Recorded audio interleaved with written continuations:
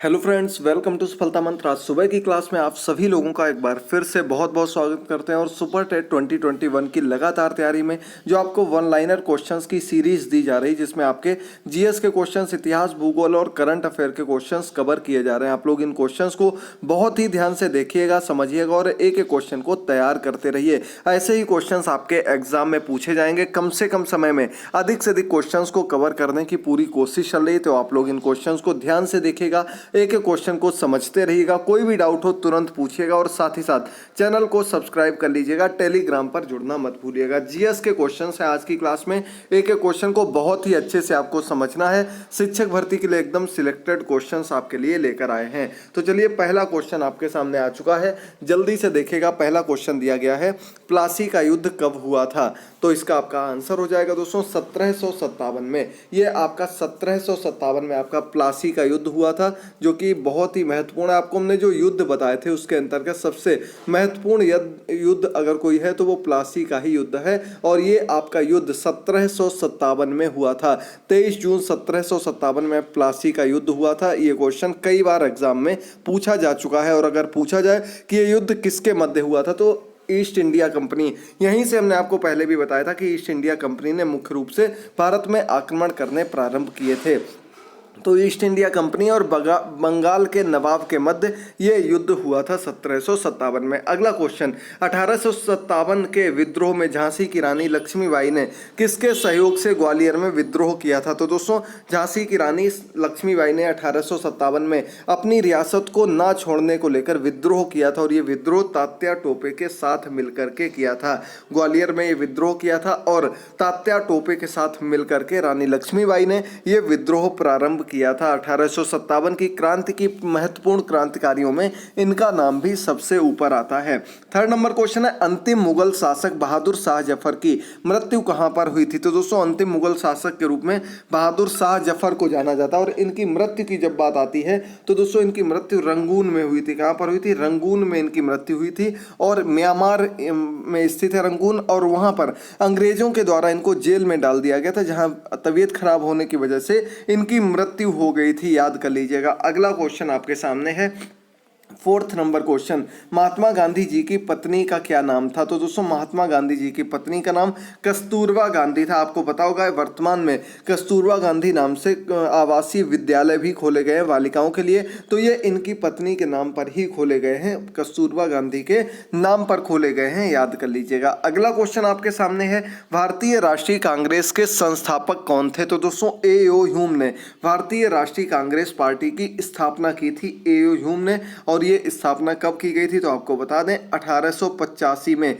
भारतीय राष्ट्रीय कांग्रेस की स्थापना की गई थी। सन भी याद कर लीजिएगा। एक नंबर का क्वेश्चन एग्जाम में पूछा जा सकता है। अगला 6 नंबर क्वेश्चन है, स्वतंत्र भारत के प्रथम भारतीय गवर्नर जनरल कौन थे? ये क्वेश्चन बहुत ही घुमाकर कई बार पूछा गया। तो प्रथम भारतीय गवर्नर जनरल की जब बात आती है तो सी राजगोपालाचार्य जो थे, ये प्रथम भारतीय गवर्नर जनरल थे, जो कि स्वतंत्र भारत में प्रथम गवर्नर जनरल के रूप में जाने जाते हैं। सी राजगोपालाचार्य या चक्रवर्ती राजगोपालाचार्य के रूप में इनका नाम याद रखना है। अगला क्वेश्चन आपके सामने दोस्तों, देखिए जल्दी से, क्या 7 नंबर क्वेश्चन दिया गया है, प्रार्थना समाज की स्थापना किसने की थी?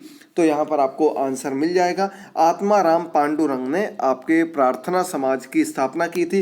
दबे कुचले लोगों को ऊपर उठाने के लिए इस समाज की स्थापना की गई थी। नव जागरण काल का जब दौर चल रहा था, धार्मिक और सामाजिक सुधार किए जा रहे थे, तब इसकी स्थापना की गई थी। और इसमें एक नाम और आता है, महादेव गोविंद रानाडे। उन्होंने भी इसकी स्थापना में सहयोग किया था। प्रार्थना समाज, ये भी हम आपको अलग से इतिहास की क्लास दे चुके हैं। लिंक नीचे डिस्क्रिप्शन बॉक्स में आपको मिल जाएगा। इन क्लासेस को भी जरूर आप लोग देख लीजिएगा। अगर सन की बात की जाएगी तो ये आपके 1867 में 1867 में इसकी स्थापना की गई थी। कहां पर हुई थी? मुंबई में इसकी स्थापना हुई थी। याद कर लीजिएगा दोस्तों, मुंबई में स्थापना हुई थी। आत्माराम पांडुरंग और इनके साथ में महादेव गोविंद रानाडे ने मिलकर के 31 मार्च 1867 को मुंबई में इस संस्था की समाज की स्थापना की थी। अगला 8 नंबर क्वेश्चन है, चोल प्रशासन की मुख्य विशेषता क्या थी? तो यहाँ पर क्वेश्चन है चोल प्रशासन से संबंधित। तो ये आपका ग्रामीण परिवेश से संबंधित था। ग्रामीण स्वायत्तता इस परिवेश की, इस वंश की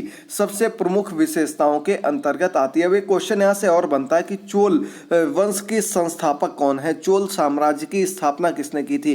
देखिए साउथ इंडियंस के अंतर्गत आने वाले सबसे प्रमुख वंशों में से चोल वंश का नाम आता है। कई प्राचीन मंदिरों का निर्माण चोल वंश ने कराया था और विजयालय इनका नाम था, जो कि चोल वंश के संस्थापक के रूप में जाने जाते हैं। याद कर लीजिएगा, महत्वपूर्ण नाम है विजयालय, ये इनका नाम था, जो कि चोल वंश के संस्थापक के रूप में जाने जाते हैं। अगला 9 नंबर क्वेश्चन है, किस शासक ने ग्रैंड ट्रंक रोड का निर्माण कराया था। काफी लोग ग्रैंड ट्रंक रोड के रूप में नहीं जानते, लेकिन जीटी रोड के रूप में सभी लोग लगभग जानते होंगे। जीटी रोड का निर्माण शेर शाह सूरी ने कराया था। शेर शाह सूरी से कई युद्ध भी हुए थे, अकबर के युद्ध हुए थे और एक दो और युद्ध हुए थे, जिनके बारे में युद्ध के अंतर्गत हम आपको बता चुके हैं। तो इन्होंने ही जीटी रोड का निर्माण कराया था, जो कि अभी पिछले काफी समय तक सबसे बड़े हाईवे के रूप में भी जाना जाता रहा है। अगला क्वेश्चन आपके सामने 10 नंबर क्वेश्चन है, किस स्थान पर सिंधु घाटी सभ्यता का बंदरगाह स्थित है। तो सिंधु घाटी सभ्यता सबसे प्राचीन और सबसे व्यवस्थित सभ्यताओं में से एक सभ्यता थी। सिंधु घाटी सभ्यता में स्थित बंदरगाहों में लोथल का नाम मुख्य रूप से आता है। लोथल में इसके अवशेष देखने को मिले थे सिंधु घाटी सभ्यता के। अब बात आती है लोथल कहाँ पर स्थित है, तो लोथल आपके गुजरात में स्थित है। गुजरात में ही ये आपके बंदरगाह का कुछ अवशेष देखने को मिला है, जिसके बाद से अंदाजा लगाया गया कि सिंधु घाटी सभ्यता से संबंधित बंदरगाह है। याद कर लीजिएगा, लोथल जगह का नाम है। इसे भी मुर्दों के ढेर के रूप में जाना जाता है, जिस प्रकार से मोहनजोदड़ो का नाम इससे रिलेटेड था। 11 नंबर क्वेश्चन है, पूर्वोत्तर राज्यों में सबसे बड़ा राज्य कौन सा है। तो जब बात पूर्वोत्तर के राज्यों की जाती तो इसमें सबसे बड़े राज्य में अरुणाचल प्रदेश का नाम ऊपर आता है। जी हाँ दोस्तों, अरुणाचल प्रदेश। आपको 7 सिस्टर्स के बारे में पता होगा, इसके बारे में भी आपको भूगोल की क्लासेस में बता चुके हैं। तो उसमें अरुणाचल प्रदेश जो है वो सबसे बड़े राज्यों में से एक गिना जाता है। अगला क्वेश्चन है, चीन असम के किस दिशा में स्थित है। तो दोस्तों चीन जो है वो असम की उत्तर दिशा में स्थित है, यानी कि ऊपर की तरफ उत्तर दिशा में स्थित है चीन जो है असम की। याद कर लीजिएगा। साथ ही दोस्तों अरुणाचल प्रदेश की सीमा बहुत ही ज़्यादा चाइना की सीमा से टच करती है। वो आपके चाइनीज सीमा में सबसे बड़े राज्यों में से एक भी गिना जाता है। याद कर लीजिएगा। अगला क्वेश्चन आपके सामने 13 नंबर क्वेश्चन है, बहुत अच्छा क्वेश्चन है। मध्य प्रदेश के अतिरिक्त भारत का कौन सा राज्य 7 राज्यों की सीमा को स्पर्श करता है। तो आपको पता होगा दोस्तों, उत्तर प्रदेश 8 राज्यों की सीमा को टच करता है। इसके बाद बात आती है मध्य प्रदेश की, तो ये 7 राज्यों की सीमा को टच करता है। लेकिन इसके अलावा असम एक और राज्य है जो कि 7 राज्यों की सीमा को टच करता है। इसमें हमने आपको 7 सिस्टर्स के नाम बताए थे, जो कि आपके पूर्वोत्तर की 7 बहन राज्यों के रूप में जाने जाते हैं। उसमें असम का नाम भी शामिल है। तो ये आपके जो 7 सिस्टर्स में से 6 और राज्य बचे हैं, उनकी सीमा असम से टच करती है। और 7वां आपका वेस्ट बंगाल यानी कि पश्चिम बंगाल जो है उसकी सीमा टच करती है। कुल मिलाकर के 7 राज्य हो गए जिनकी सीमा असम को टच करती है। याद कर लीजिएगा, इंपॉर्टेंट क्वेश्चन है, फिर से आपको बता रहे हैं। एक एक चीज को ध्यान से समझते रहिए, याद करते रहिए। कम से कम समय में आपको अधिक से अधिक पढ़ाने की कोशिश की जाती है। अगर क्लास पसंद आए तो दोस्तों एक छोटा सा रिक्वेस्ट है, लाइक करते रहिएगा, चैनल को जरूर सब्सक्राइब कर लीजिएगा। डेली ज्यादा से ज्यादा नोट्स को और क्लासेस को प्रोवाइड करने की कोशिश करते हैं। कंचनजंगा पर्वत शिखर कहां पर स्थित है।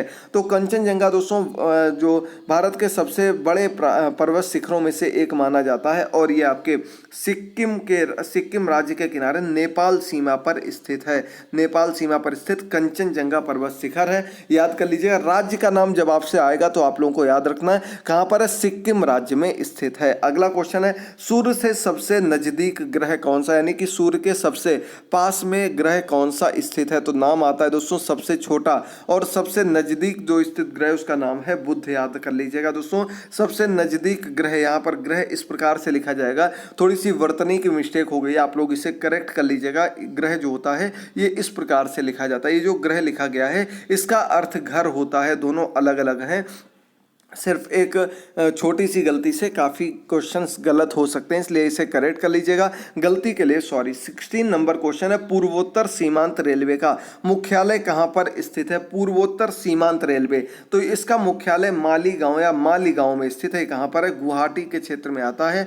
गुवाहाटी कहां पर है, असम में स्थित है। तो यानी कि राज्य पूछा जाए, जगह पूछी जाए या कुछ भी पूछा जाए, तीनों चीजें अब आपको यहां से बिल्कुल क्लियर हो गई होंगी। असम, गुवाहाटी और यहाँ पर मालीगांव जगह मुख्यालय है जहां पर पूर्वोत्तर सीमांत रेलवे का मुख्यालय स्थित है। 17 नंबर क्वेश्चन है, प्रथम भारतीय फिल्म राजा हरिश्चंद्र के निर्माता कौन थे? तो दोस्तों आपको पता होगा, भारतीय जो मुख्य रूप से फिल्म इंडस्ट्री शुरू की, फिल्म उद्योग जो शुरू किया था, उसके निर्माता, उसके जन्मदाता के रूप में दादा साहब फाल्के को जाना जाता है। दादा साहब फाल्के ने ही सबसे पहली भारतीय फिल्म राजा हरिश्चंद्र के डायरेक्टर, निर्माता के रूप में भी इनको जाना जाता है। इनके नाम पर ही जो आपका कह सकते हैं हम लोग सबसे बड़े अवार्ड जो हैं दादा साहब फाल्के अवार्ड के रूप में दिया जाता है, जो आपके फिल्म इंडस्ट्री के सबसे बड़े अवार्ड्स में से एक माना जाता है, वो भी इन्हीं के नाम पर रखा गया है, याद कर लीजिएगा। अगला आपका क्वेश्चन है, इसके साथ ही साथ आपको बता दें फिल्म अवार्ड से रिलेटेड क्वेश्चन भी एग्जाम में बन सकते हैं और अभी हाल ही में इन अवार्ड्स की घोषणा की गई है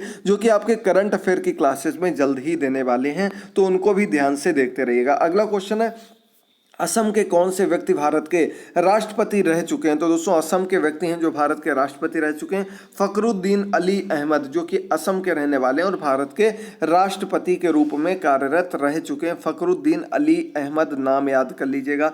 19 नंबर क्वेश्चन है, पुस्तक वॉर एंड पीस के लेखक कौन हैं? पुस्तक का नाम है वॉर एंड पीस और इसके रचनाकार हैं रशियन बहुत बड़े राइटर लियो टॉल्स्टॉय। इन्होंने ही इस बुक की रचना की है, वॉर एंड पीस, याद कर लीजिएगा, इंपॉर्टेंट क्वेश्चन है। अब आज का अंतिम 20 नंबर क्वेश्चन है दोस्तों, मुख्य चुनाव आयुक्त की नियुक्ति कौन करता है? महत्वपूर्ण क्वेश्चन है। तो दोस्तों जितने भी चुनाव आयुक्त होते हैं, चाहे वो मुख्य चुनाव आयुक्त हो या फिर इसके अलावा जो उप चुनाव आयुक्त वगैरह होते हैं, इन सभी की नियुक्ति जो होती है राष्ट्रपति के द्वारा की जाती है। इनका मुख्य चुनाव आयुक्त का कार्यकाल जो होता है 6 वर्ष का होता है वैसे, और इसके अलावा इनको कभी भी हटाया जा सकता है राष्ट्रपति के माध्यम से। इनकी नियुक्ति भी राष्ट्रपति के माध्यम से होती है, याद कर लीजिएगा। अब एक क्वेश्चन का आंसर आप लोगों को कमेंट बॉक्स में देना है, आपको बताना वर्तमान समय में मुख्य चुनाव आयुक्त कौन है। अधिक से अधिक संख्या में आपको आंसर करना है। यूपी टेट के सबसे सिलेक्टेड क्वेश्चंस में से ये एक क्वेश्चन है जिसको आप लोगों को जरूर बताना है। मिलते हैं आज शाम की क्लास में, इसी प्रकार के आपको क्लासेस दे रहे हैं। लाइव क्लास नहीं ले पाएंगे जब तक नेट कनेक्शन बिल्कुल प्रॉपर ठीक नहीं हो जाता है, तो आप लोग अपना सपोर्ट जरूर बनाए रखिएगा, क्लासेस को देखते रहिएगा। मिलते हैं अगली क्लास में, तब तक के लिए थैंक यू दोस्तों, गुड बाय, टेक केयर।